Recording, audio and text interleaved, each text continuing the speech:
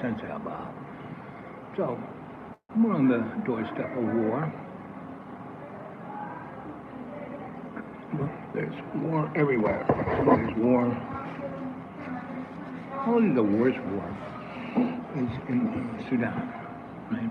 Because something close to 1 million people are dead.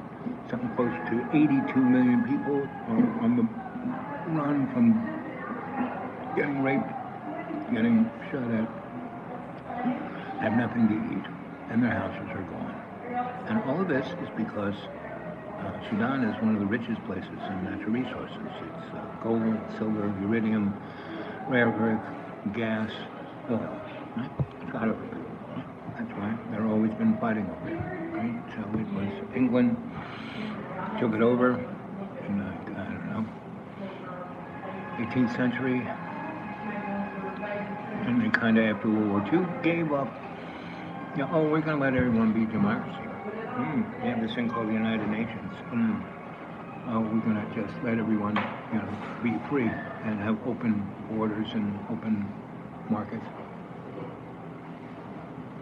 But no one told the people of the South and the Third World that all their countries that had been owned by Europeans and their borders weren't really theirs. They were drawn on napkins and then agreed to in the UN.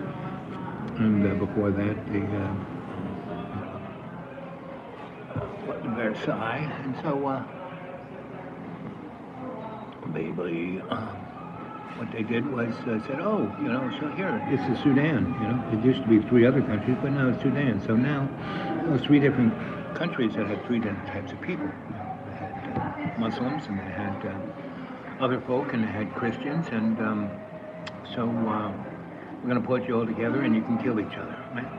And by the way, the elected officials will be our cronies who we put in, that will be totally, pretty much corrupt. We'll take chump change, and we'll take all of your raw resources, and also in the mining and of those, taking it out, taking it out of your country. We're going to do it on the cheap, so we're not thinking about environmental anything, so there'll be oil leaks and gas leaks, and when we're going after the gold, we'll use really poison things to take care of, get rid of your drinking water. And good luck with that. And if you try anything, we'll just give weapons to the criminals, and they will kill you. And that's what's happening in Sudan. There's the army, and then there's the rapid force, where guys who killed other people 30 years, 40 years ago, and now they're doing it again, but now they're called the rapid force, right? And the army is, the army, and that represented the criminal who was in charge, but the people just sat down and said, no, we're not going to do anything till you get rid of him. And they did, and they said, oh, we're going to be backing you. You pick who you want to be your president. You write your constitution. As they were doing it, basically, the 2 armies, the army and the rapid force, basically the 2 generals were buddies from high school, and they said, you know what, why don't we just have a civil war? And instead of me shooting at you and you shooting at me, why don't we just kill all the civilians, and then we'll own everything, right? That's what you're doing right now. Good luck with that. That's going on in about 5 other African countries. Same motif. That's going to be going on in the Caribbean, right? And that's our, that's always been our, now instead of being the Monroe Doctrine, it's the Donnie Roe Doctrine. And NAFTA, then became AmeriCorps or whatever that thing is, and the greatest thing that Donnie ever did, and now it sucks, they're taking advantage of us, so we're going to go to war with Greenland, which means NATO. So that means we're getting out of NATO. That means that Europe has to basically fend for itself. That means we go back to 1925, which was where Germany, France, all those countries basically competed economically, militarily, politically, and we had the First World War, we had the Boer War, we had Second World War, we had the Spanish Civil War, all those great wars where, hundreds of millions of people died. And now Russia has nuclear weapons, and France has nuclear weapons, and England has nuclear weapons, and pretty much anyone has a nuclear reactor in their country, which is all those countries in Europe, can make a nuclear weapon in a matter of months. And I bet you they're doing it right now. Right? So, Viktor Orban with a nuclear weapon. So, then you look at us, right? So we are our best friend, Canada, our biggest trading partner, where we were selling them more stuff than we were buying from them, right? We got some soft lumber, we got some milk, we got some aluminum, we got a few things, but we got everything we wanted. We got super cheap electricity, we got super cheap sand oil, right? So now all that's gone, right? That 25 million kilowatt hours that we used to pay $30 for now costs $6,000. If you're living on the New Jersey, New York, any of those places, your electric bill is like, whee! So, what do you think? And if you go back to my show, and people are complaining my shows are too short. Well, I have a manic depressive phone that really only lets me do the show for about 15 minutes to an hour. And what can I say? Go back and watch them. Go back from this, the one that you can watch, which was yesterday's show. Just go back and then just go. Look at that. Watch it for a few minutes. I have more than 3,500 shows up. Right? Go watch them. And you will see, I started doing this in 2017, a little after, no, maybe 16. I don't think Donnie had been elected yet, right? So 15 or 16, somewhere in there. Somewhere before the pandemic. And, so John bought the school in 15-ish, like fall-ish. Right, and we spent the first September, October, November, December, and then around January is the first time he threw me out, right, when the Russian showed up, right? And she's here, and where all the places women normally have here, but his wife didn't, so and as he threw me out with a hammer in his hand, he was bringing a hammer down. He had probably drank 40 cups of coffee. It was just a little bit wound up. And used about 8 rolls of toilet paper. The toilet was just starting to clog. And, the sun it was still dark. John, can we wait a few hours? No, get out now. And so I was packing up, taking my time, because I didn't want to go down that suicide hill that's covered in ice until the sun came out and warm it up so I wouldn't die. So, I went out there and the sun's coming up and the sun's above the hill, the sun's hitting the road.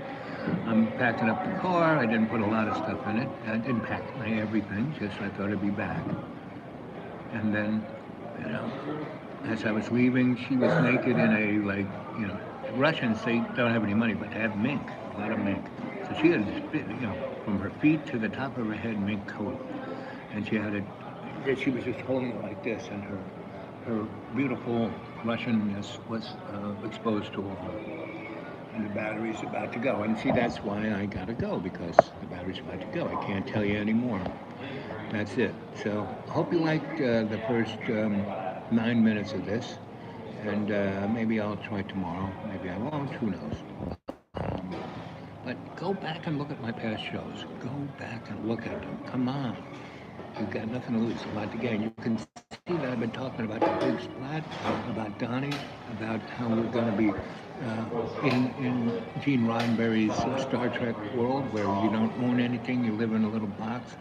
You don't go to Walmart's because you got the replicator right in your house. I want a pair of Jordan's shoes. Bing! There. I want a cheeseburger. Bing! I want Earl Grey warm. Bing! I want whatever. Right? Bing!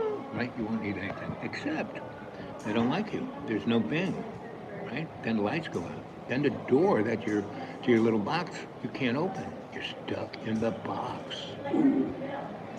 You try to jump out the window to commit suicide. Can't. So good luck with that, kids. That's what's right on your doorstep, right now.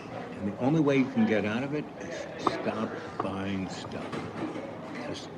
And you can't, you're addicted, so you can't help it. But, don't get in the car. Don't drive to the supermarket. Don't drive to Walmart. I can get it delivered. Don't do that. That's what Johnny. Johnny gets everything delivered. So he spends even more because his mommy and daddy pays for it. And so he's between a rock and a hard place. He's in one of the most beautiful places, one of the most spiritual places. He's been there almost 10 years, give or take. And yeah, I would say 10 years. So what has he done with it? How's he looking? Meaning, I've died 7 times. And I feel like I'm kind of right now, but I'm pushing 80. And Johnny is 40-something, So anyway, none of that matters. All that matters is where you're at with Jesus. Really, praise God, praise Jesus, and bless the other. Who is the other? The other is that brother, sister from another mother in the crosshairs of cultural sin. And what is cultural sin? Oh, that's Satan. Well, Satan made me do it. No, you did it. Satan just tempts you. That's all you can be is tempted. You got to do the sin. To do the time, you got to do the crime, So now we're all flesh. So we're stupid. So we make mistakes. God understands this. What is really needed is real forgiveness of yourself and everybody around you. You do that and say, hey, help me out, God. I have no idea what I'm doing. Take the wheel of my life. You drive the car. I am your agape doula, the unconditional loving slave. That's what agape doula is to God and Jesus and the Holy Spirit. And when you let go of God and Jesus as a big Newton of your imagination, that's when the Spirit comes into you, or that's when you're born again. That's where it comes in, right? And the sun is rising, so that's a good thing to leave here because this little guy is about to die. So I'm going to say, see you later. And just play this over and over again. Then you can get, play this over and over and over. Put it on the loop, and that'll equal a couple of hours so you can go to sleep. Okay?